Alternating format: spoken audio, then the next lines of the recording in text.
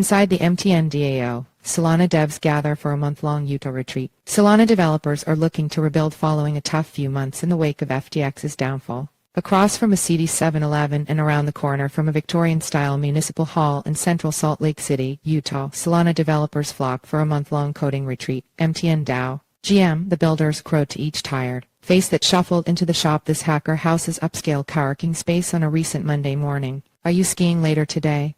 One arrival asked Barrett, the ringleader who rips Snowbird ski resort when he's not building software to trade tokens that centralized exchanges don't touch. This article is part of CoinDesk's BUIDL week. Nah, Barrett replied. His team at Cypher had just launched version 3 of its on-chain trading software, and the behind-the-scenes needed a little risk tuning. We've got some degenerates on the platform already, he said a little later to a passerby. Besides, he said, the midweek snow forecast for Little Cottonwood Canyon looked absolutely delectable. 60 inches. Better to front-load the back-end work to make room for powder heaven. I have been known to get up there and get inverted from time to time, he explained. Getting inverted is what it's all about at this Code Hard Shred Harder crypto club. A record 250 people applied to attend this February's self-proclaimed notorious action-packed hacker house, now in its third iteration. For some Solana devs, the community-run mtnDAO has become a seasonal tradition that began during the chain's heady bull run. It continues today through the depths of the bear. mtnDAO version 3 v3 is putting to the test whether Solana's developer ecosystem can recapture its momentum after a dreadful 2022 bookended by chain halts and the collapse of FTX. Cracks are showing. mtnDAO, once a purely Solana event, is now co-sponsored by rival platform Aptos, but mtnDAO founders Barrett and Edgar Pavlovsky from another decentralized finance DeFi protocol called MarginFi are just as committed to Solana as ever. They've turned a sponsor-backed budget near $100,000 into a one-month coworking bonanza where code regularly ships. The shop, Barrett's army of 24 computer monitors command the entire second floor of the shop, and on any given day most of his rented seats are filled. These hoodie-wearing 20-somethings hail from as far away as South Korea and as close as down the street. They slam energy drinks well past last call, breaking only for lunch and also late-night poker games. Many rip cigarettes, gnash nicotine gum, smash vapes. Clickety-clack went their keyboards at 11:59 a.m.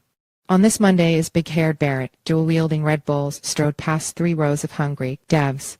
Ambient alt-rock wafted down from the shop's third floor, where this coworking space's non-crypto clientele mostly roamed, drawing out pre-lunch jitters. But afternoon-time food delivery today's menu, chicken katsu and rice, the hacker house horde had started to rally and break into conversation. Calling mtnDAO a hacker house is a bit of a misnomer. Sure, some of the attendees are hackers, though most are indeed coders and some such, but Edgar and Barrett haven't hosted them in a house since the event's precursor in 2021. That was when the former college roommate stuffed 25 kids into a 6-bedroom house owned by a producer of the high-octane dirt bike TV show Nitro Circus. It was called MTN Compound, and it was a lot. 1 year later, Barrett wanted to throw his concept into turbo mode with paying sponsors who might thumb their noses at, say, the mansion of a guy best known for collaborating with Johnny Knoxville of Jackass. So he asked the shop, a boutique coworking space in central Salt Lake City where some 200 members pay for clean desks, natural lighting, speedy internet, and subtle Union Pacific Railroad motifs, if it would host his band of digital nomads for a month. Ann Olson, community manager at the shop and member of mtnDAO's Telegram group, said the company had never before worked with a month-long coworking event, but it jumped at the opportunity to bring people together.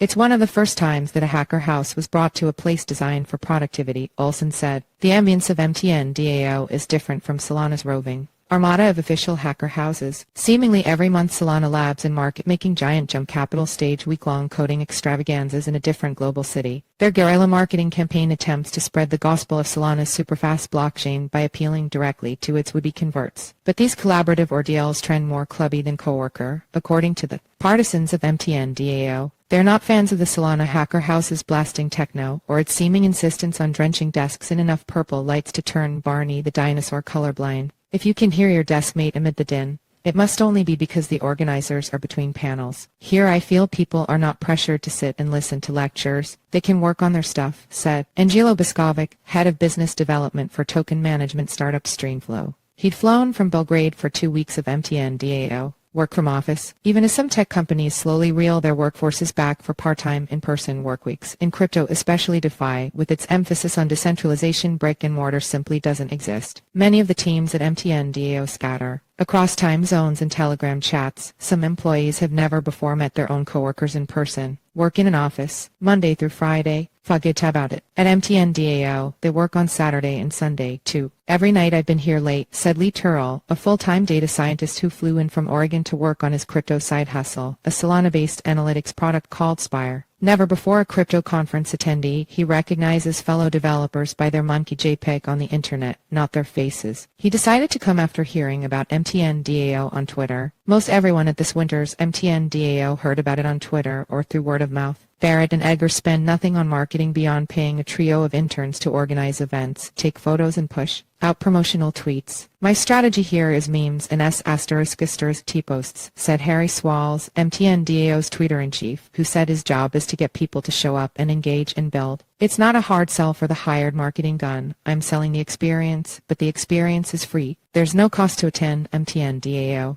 It's 1 month of unlimited free coffee, ski lift tickets, tables at clubs, mountains of swag, and enough Red Bull to kill Cocaine Bear. There are several sponsors, including Solana. Community conversations. It's the kind of place where dinner conversations spiral between the quixotic futility of crypto idealism and breathless speculation of when the next bull run will hit. Everyone is trying to do democracy through DAOs, and democracy is damned retarded. You need to have a chain of command, said one mtnDAO developer at a recent Taco Thursday, referring to decentralized autonomous organizations. He later described his project's slightly questionable tokenomics. It grew in value by accruing value generated by newcomers for the benefit of the first-in token holders. Over meals and between meetings, builders shared their life hacks for getting work done faster.